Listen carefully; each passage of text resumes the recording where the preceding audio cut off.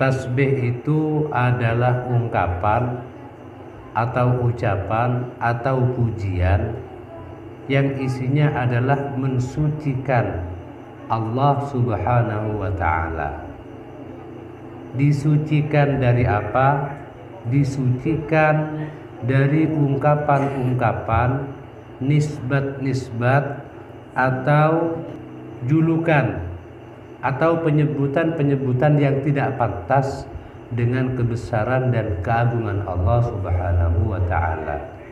Kini kenyaman tasbih. Tasbih paling pendek adalah ungkapan subhanallah. Sebagaimana istighfar paling pendek adalah astaghfirullahalazim. Tetapi istighfar lain itu banyak macamnya.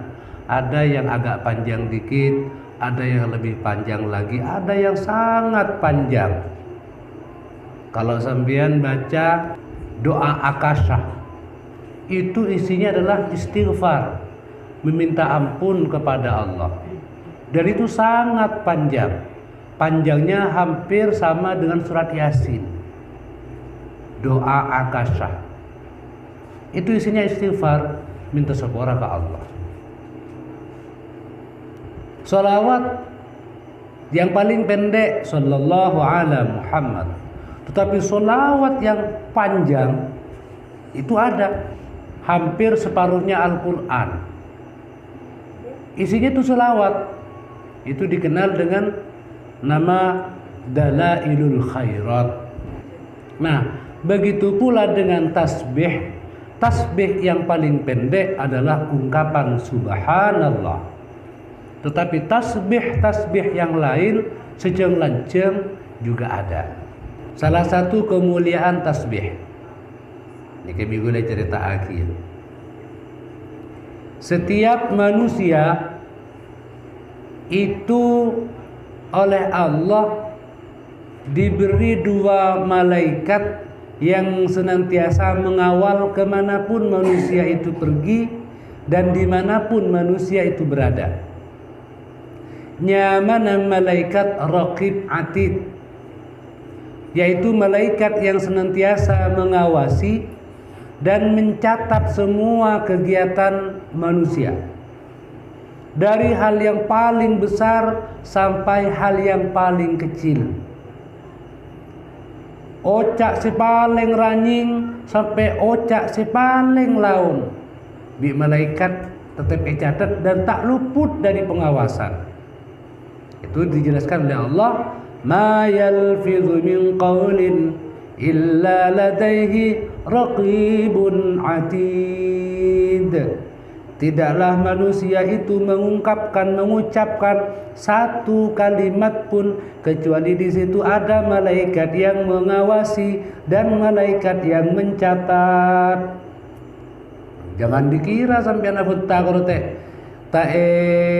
catat di malaikat catat, dan semua itu ada pertanggungjawabannya di hadapan Allah Subhanahu wa ta'ala.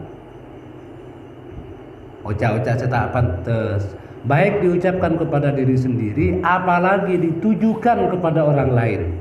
Sebutan-sebutan binatang, sebutan-sebutan yang tidak sopan, tidak baik, menyakiti hati sesama, itu ada pertanggungjawabannya di hadapan Allah Subhanahu wa ta'ala.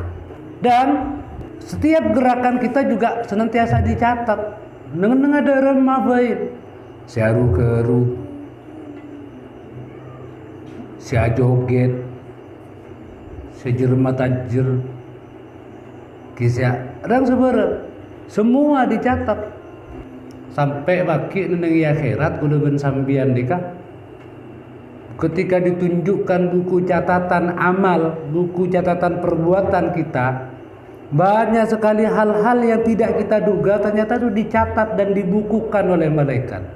Sampai kita-kita ini akan mengatakan begini, ma li hadzal kitabi la yughadiru saghiratan wala kabiratan illa ahsaha. Njak ke ngarah apa buku dia. Mak pas tade sekali kelakuan baik si raja maupun si keni tercatat semua. Aduh, tak ngira kok. di luar dugaan. Ternyata semua tercatat. Sambian saya kemi, dari apa kemina sambian? Saya kemi mancung, saya kemi mere, saya kemi kain mainan. Catat kapi, mun Maria kemi akela. Catat, itu catat sebagai pahala. Karena di perintah agama, orang itu disuruh bersuci. Adapun mereka semun mereka kemi pasta akela, catat kiyah bi para malaikatnya mana raqib dan atid. Satu lagi yang sering gulun sampian kita tak paham, sering kita mengira bahwa yang malaikat seneneng ekanan mana malaikat raqib. Malaikat yang di sebelah kiri namanya malaikat atid. Kita sering mengira seperti itu, padahal tidak sama sekali. Yang benar adalah malaikat yang di sebelah kanannya mana raqib atid, malaikat yang sebelah kiri namanya juga raqib atid. Apa artinya raqib? Raqib itu pengawas, atid itu artinya pencatat. Jadi yang di sebelah kanan itu tugasnya mengawasi dan mencatat. Yang di sebelah kiri pun sama, mengawasi dan mencatat. Cuma objek yang dicatat itu berbeda. Mun sekangan mengawasi manusia, tetapi hanya mencatat yang baik-baik saja dari dia. Sedangkan malaikat yang sebelah kiri mengawasi manusia, tetapi yang dicatat hanya yang buruk-buruk saja. Malaikat ini selalu nempel ke gulungan sampian. Dimanapun kita berada, kemanapun kita pergi. Hanya malaikat akan menjauh ketika gulungan sampian melakukan beberapa hal yang membuat malaikat ini malu. Setong, mun gulungan sampian neneng EWC, malaikat todus. Mun beda orang nyurnian orang neneng EWC, harus berarti ada malaikat terlah. Yang kedua, ketika manusia sedang berada di tempat tidur dan dia membuka auratnya, terlebih ketika suami istri